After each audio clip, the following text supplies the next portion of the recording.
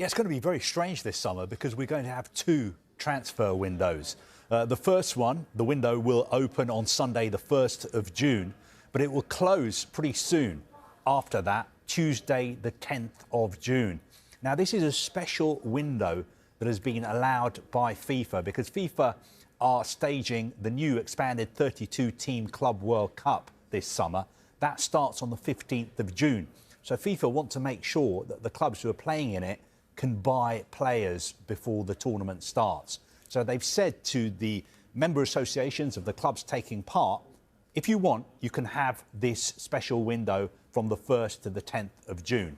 And the Premier League have decided today that they will have that window, and that will help the two clubs from the Premier League who are playing in the Club World Cup, Manchester City and Chelsea, to buy players.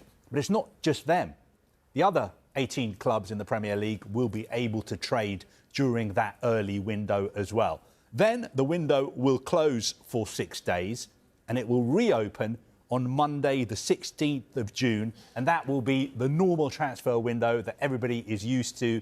It will be open for around 11 weeks and it will close on Monday, the 1st of September. So there's a 6-day gap there from June the 10th to June the 16th. Why not just leave it open?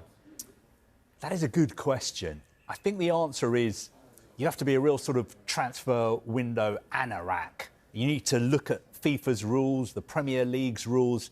Basically, to cut a long story short, leagues are allowed to have a transfer window open for 16 weeks across a year. 16 weeks, that's the maximum it can be open for. Obviously, the January window, that's 4 weeks. So in the summer, you're allowed to have a window of 12 weeks. So the Premier League have to be very, very careful with the dates. And the dates that they've chosen make sure that the window is not open for more than 16 weeks across the year. There had been some talk, some people in football, especially sporting directors, they want the window to close before the season starts. So at the previous shareholders meeting, there had been some discussion about the window perhaps closing on August the 14th, 2 days before the season starts on August the 16th.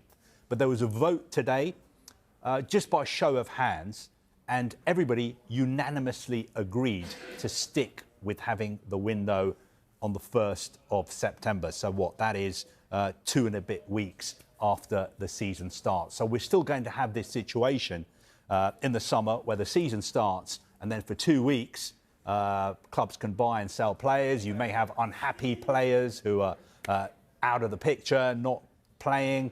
So we could still have that situation. I think the reason the Premier League don't want to move the deadline day earlier and have it closed before the season starts is, do you remember? I'm sure you remember. Yeah. 2018. Premier League clubs decided that the transfer window should close on August the 9th, very, very early, a day before the season started. But then what happened? The big European league said, we don't care what the Premier League are doing, we're going to stick to the 1st of September. So that meant the Premier League clubs were at risk of losing players to their European rivals and not being able to replace them, which is, I think, why the Premier League clubs decided today, let's stick with the 1st of September. We're only going to change it if the big European leagues decide to change their date sometime in the future as well. Yeah, apologies if you could hear Carve's anorak rustling there. What else came out of that meeting then? Well, this is another one for anoraks as well. Semi-automated offside technology this weekend.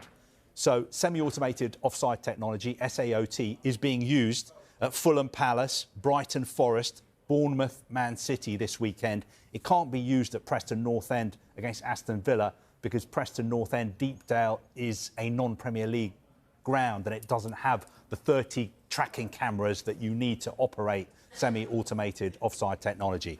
But if all goes well at those 3 games this weekend, I think we will have it in the Premier League probably in around 3 weeks' time.